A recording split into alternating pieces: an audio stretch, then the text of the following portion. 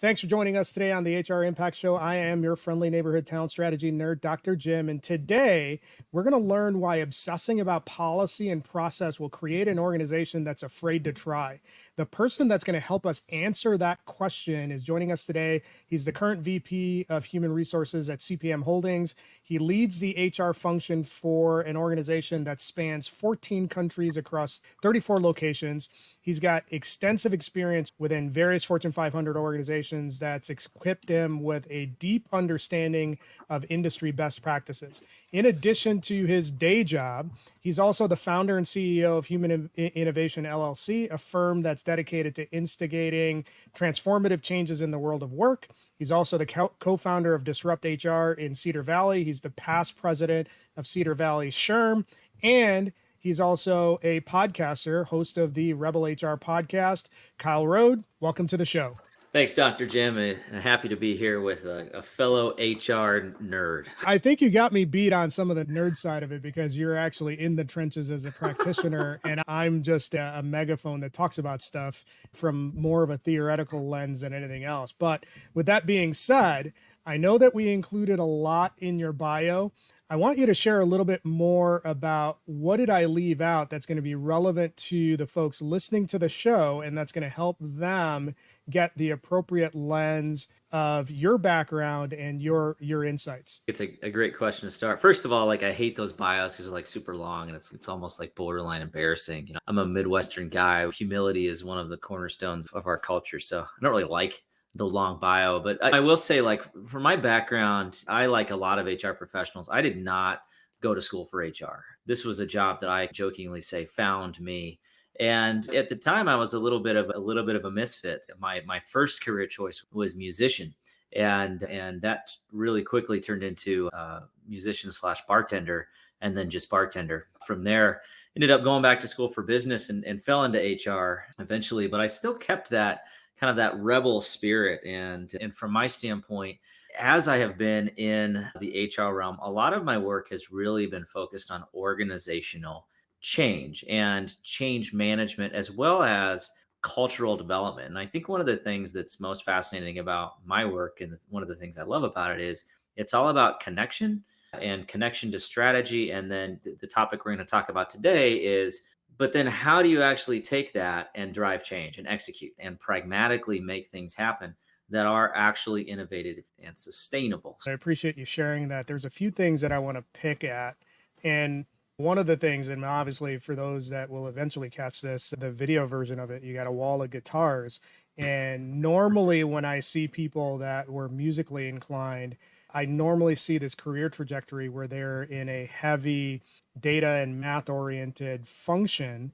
And I'm curious how your musical background informed a lot of the work or the tendencies that led you into first IT and then later into HR. A little bit of a non-traditional path. So I started as an IT project manager, and I was setting up computer hardware for a school district. And I was doing that because I could do it. In general, the musician in me is driven towards patterns and evoking emotion through those patterns. That's really what music is. That's how music is interpreted in my mind. And so, to your point, yeah, that tends to lend itself to people who are drawn to math and the analytical side of things.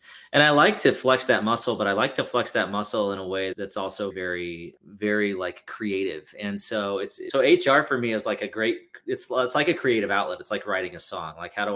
How do I compose this song so that I get a start and a finish? And then there's all this crazy improv that happens in the middle. And one of the types of music that I played most heavily was jazz and then metal guitar, but it was all driven around improv. And really what that means is you're given a structure, you're given a goal or a space of time to fill, and then you fill it however you feel you should, given the circumstances that you have, whether that's a certain feeling you have, maybe you want to try something new, maybe you got a riff that you've been working on. And I think HR is a lot of that's the same way, because you're dealing with human behavior. Sometimes you're just working with the script that you're given, and you're trying to figure out a way to evoke the emotion that's inside of you, or evoke an emotion that is out in the audience. My argument is HR is basically the exact same thing. You're just doing it in a business context. There's another interesting bit of context that I'd like you to share. You spent some of your earlier HR career in the retail Yeah. space, and you're currently now in sort of the manufacturing space. I'm curious how your experience in retail prepared you or informed you in terms of your people strategy in your current role in the manufacturing space. My career path, I look back and I never would have mapped it out this way. And I think a lot of people look at their careers that way. And so for those out there that are reflecting on that or questioning career paths, I'm a firm believer everything happens for a reason. And from my standpoint, the opportunity to work in retail it was something I had done. It was one of my first jobs when I was a kid, was bagging groceries. And so I knew how to do it, but I hadn't led before. And so what that gave me an opportunity to do was what I would say three key things that have really shaped my professional career ever since. One is learn how to lead. And I had the opportunity to work with on my team. I had four amazing leaders right out of college that reported to me. So I was leading leaders. And what that really meant is they taught me how to lead. The ability to soak in the years and years of leadership experience they had was invaluable. The second thing was understanding how to interact with people, both in a retail setting. So you've got customers and you've got employees, and the opportunity to lead in that environment is very chaotic. It can be very stressful, but it's like boot camp. And I'm a firm believer that if you're going to be an HR operator, you've got to know how to lead because you've got to know the struggles that leaders are facing if you intend to help leaders improve. And for me, that was invaluable. And then finally, the last thing I would say is the opportunity to get into HR was because of that organization. I had a mentor that kind of took me under his wing. He was in human resources and he just seemed to have fun. He was just a good guy. And he really helped shape the vision of what I believed HR could be. I learned a ton of best practices. It was a massive retailer. And so I learned a significant amount of best practices, many of them that I still incorporate today in my day to day.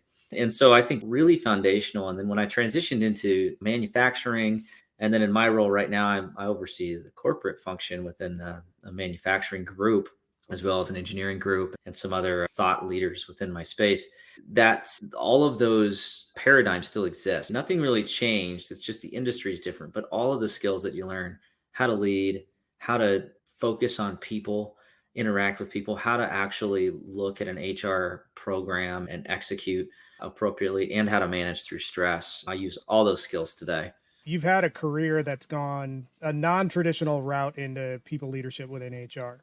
And when you think about all of the different experiences that you've had and you tie it to what's that game-changing lesson that you picked up that helped you build a high-performing team, what stands out? Probably the biggest lesson, the biggest focus early in my career, and it continues to be a focus today, and quite frankly, it hasn't led me astray, is a focus on the competency of managing execution.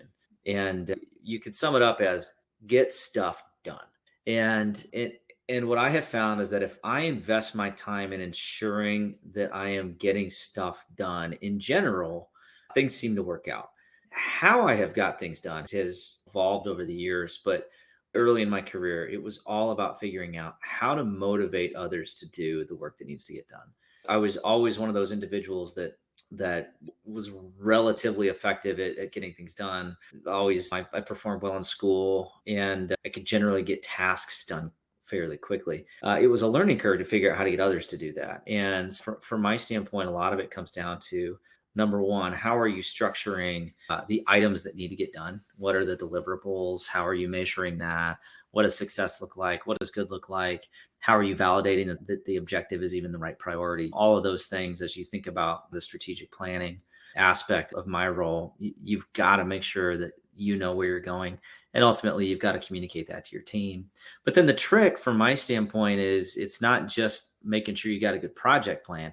It's then motivating and engaging the people that are executing those projects, including yourself, to stay focused on what really matters. And so a lot of my job right now, I consider to be a lot of facilitation. So I am not spending my time doing, I'm spending my time motivating and helping others do what I need them to do. And that's really easy for me to sit here and say, but it all comes down to making sure that people understand where they're going, that people trust you and believe in where you're leading them, and making sure that there's a shared accountability between yourself and the individuals that you're leading to achieve that goal. A lot of people do that a lot of different ways, but if you look back and you think about the leaders that I aspire to be like, or the people that I love following, it's those that can help motivate you to do the best work that you can do and give you the tools to be successful. And that's so that when you think about a high performing team, I just think about it as simple as get stuff done. How do they get stuff done? Do they win? One of the interesting things, and I wrote this down, learning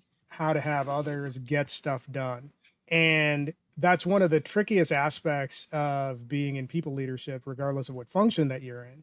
One of the things that I'm curious about, especially given the amount of time that you've spent in retail and then now in manufacturing, the pace in those environments are pretty unforgiving.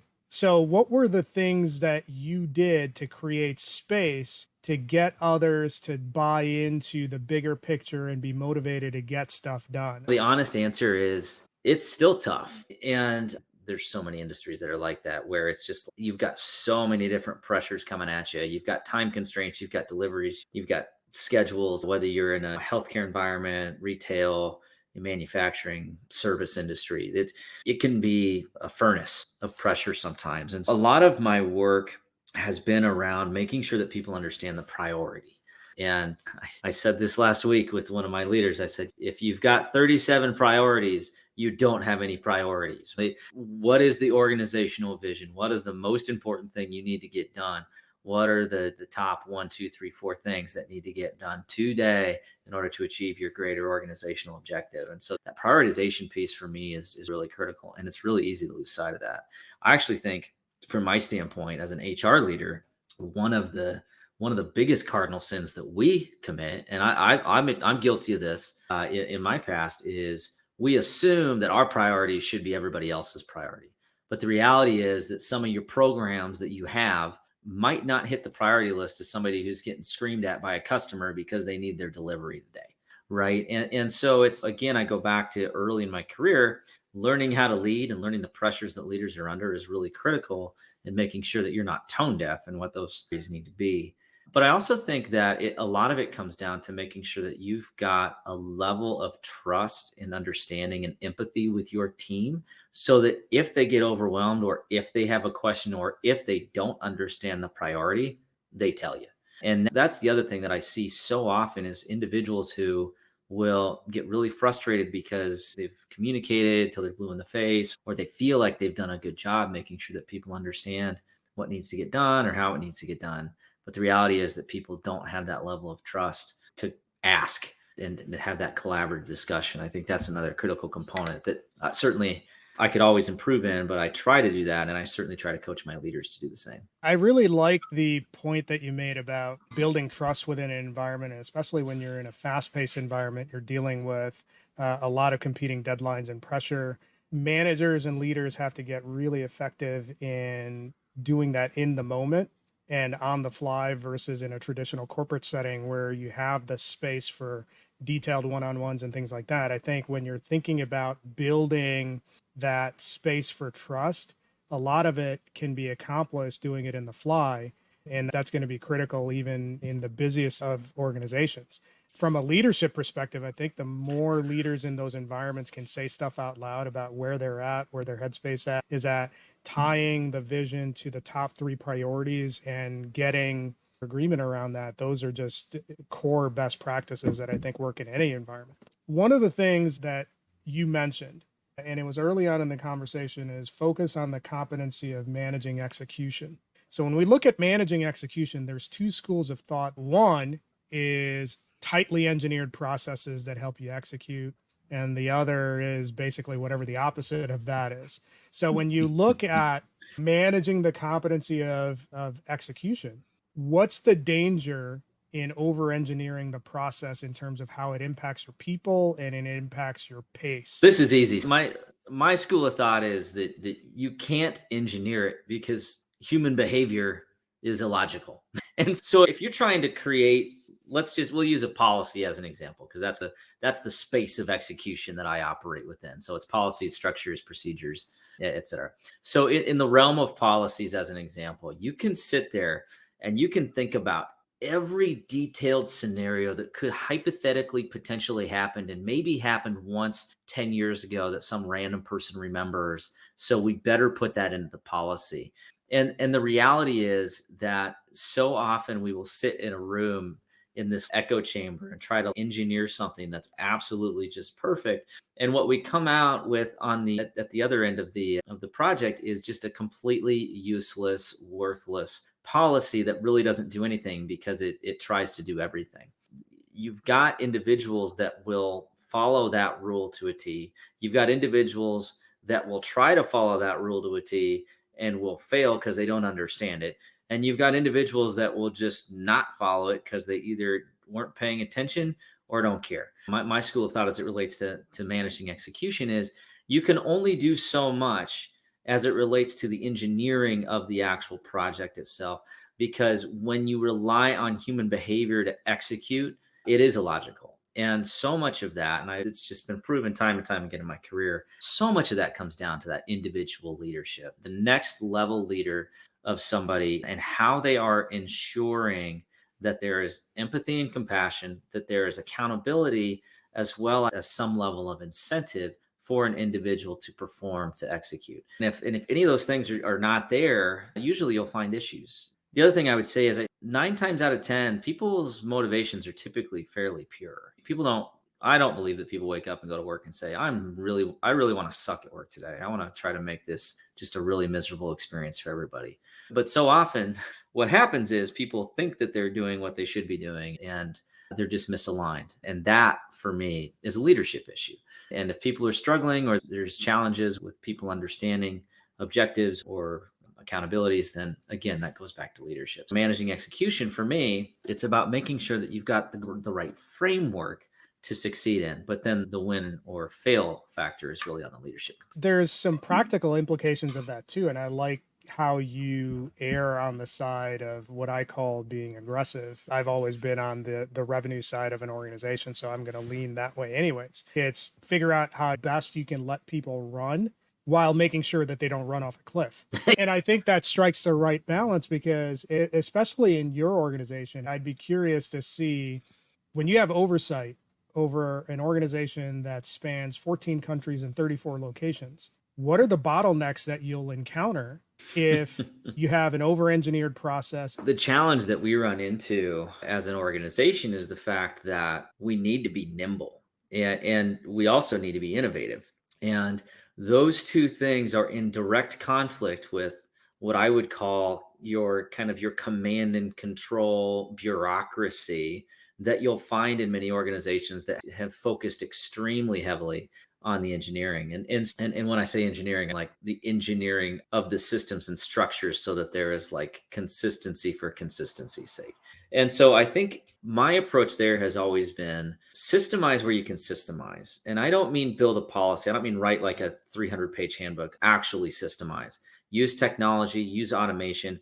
Are there shared tools, resources, and capabilities that can be leveraged across an entire organization? As an example, from an HR standpoint, why don't we use a common merit planning tool? Okay, that takes everybody out of an Excel spreadsheet, probably saves everybody some time and energy, and it gives me some centralized ability to drive equitable pay programs and ensure that we've got the appropriate job leveling and global normalization of compensation information. There's my HR nerd coming out. But as an example, like that's a system, that's a systemized way to improve and drive consistency and kind of engineer a process. When it comes to local decision making, where it is about innovation, it is about being nimble, it is about going out and having the right to win in the markets that we're in. Yeah, we've got to be aggressively supporting our people to be out there and to be able to understand what decisions can they make? Can they make them independently? Are there 13 layers of approval for every quote? Those sorts of things, like where possible, we've got to try to streamline that and give some independent decision making authority. So from my standpoint, you can't have both. You can't have heavy bureaucracy and have nimble decision making and innovation. And if anybody does, I want to come hang out with you for a week because I'll be curious to see how you do it. Those signposts that you mentioned about being nimble and being able to pivot, those are all important lessons for organizations that are small to mid-sized organizations that want to scale up or have poor resourcing, which just about every HR organization, Right. regardless of size, is going to have resourcing issues. But those lessons, I think, are valuable. Whereas I think when you look at a lot of what happens is that people always look for a technical solve where you can probably throw a little bit of process, not a lot, a little bit of process, and solve a lot of the issues that you might be facing.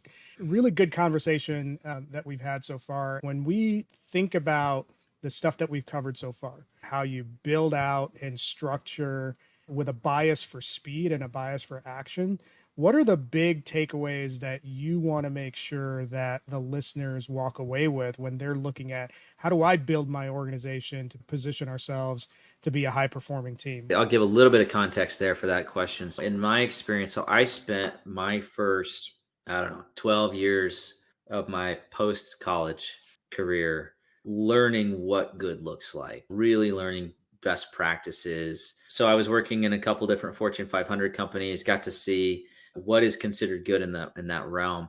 And I got to see some things that really didn't work. And they were supposed to be quote best practices, but I saw them used incorrectly or in some cases just thought that they were stupid. And when I had the opportunity to build an organization within my current company, this was about 6 years ago, I essentially had a blank piece of paper. What I did before jumping in and trying to change the world and the organization is I started really small. I took those best practices that I had observed and I figured out which ones mattered the most. And then I fixed that problem. And I didn't mention it was just me and one other person who happened to have been doing payroll for the last 20 years. And she was a solo HR person. She's amazing. She's still with us and doing amazing now. But so it was just me. So before I could do anything, before I could get resources, before I could get any street cred or capability enhancements, I had to prove that I knew what I was doing and validate that the value existed to invest in what I needed to get done. So not only was I trying to build a department, I was trying to convince people that human resources mattered as a department and needed to matter. From there, I started to check off the small wins. And it was something as simple as, hey, we got paperless pay stubs now. Hey, we got this online vacation accrual done now. Hey, helped manage through this employee relations things, filled this position. Here's a recruiting structure and strategy. Here's an applicant tracking system to help take away manager headaches. These sorts of things, as these started to check off, started to build some internal coalitions, some street cred, if you will. And then I was able to start validating for resources. And my approach has always been this. So I set my strategic vision 5 years ago. And I have 5 key elements within my organization after about a 6-month assessment that I wanted to make sure I checked off. It's things like employee experience, enterprise risk management, talent acquisition, career development, and I can keep going. But then within that framework, I just made sure that I incrementally improved in all of those things every single day. And every project that we were working on hit one of those top 5 priorities every single day. And now we're at a point where I've got a team working underneath me, working on accelerating this strategy to the point that now we're actually starting to see organization-wide systemic change. But it all started with these daily incremental wins and focuses. And even if it was one person who had an improved employee experience or one improvement in the talent acquisition process, that's really how I would encourage anybody to think about it, whether it's human resources or any other aspect of team building, is where are the small wins? Where can you take the incremental improvements? And I call it rampant incrementalism. So you just have to be fanatically better a little bit every single day. I really like that last point. Your focus shouldn't be going from where you are today to the moon tomorrow. It should be just 1% better than you were today, tomorrow. And if you do that over a period of time, you're going to get to where you need to get to. So I really like that example that you use. Kyle, thanks for hanging out with us. Where can people find you? Absolutely. So you can hit me up on LinkedIn. It's Kyle, Kyle, Roed, Roed. I've got a website, www.kyleroed.com, or you can check out the podcast on podcast players. It's Rebel Human Resources. We talk about all sorts of fun stuff and have way more interesting guests. It's a good show. You should check it out. So really appreciate you hanging out with us. When I think about the conversation that we had and I'm tying it together, here are the big things that stand out to me. When we're looking at systematizing what you did and bringing it to any organization and making it a successful, first you start with defining what good looks like. Then you identify what are the things within your organization that you should prioritize to solve and the impact that it can have. And then start small on those things once you've prioritized it. Solve those items and then have a bias for action. If you take those elements and apply it to whatever you're trying to tackle, I think you have a formula for success. And it's been proven out based on Kyle's experience at CPM. So I think it's a great primer for those listeners that are out there. Thanks for hanging out with us and listening to the episode. For those of you who have enjoyed the conversation, leave us a review. Tune in next time where we'll have another leader on the show sharing their game-changing insights that help them build a high-performance team.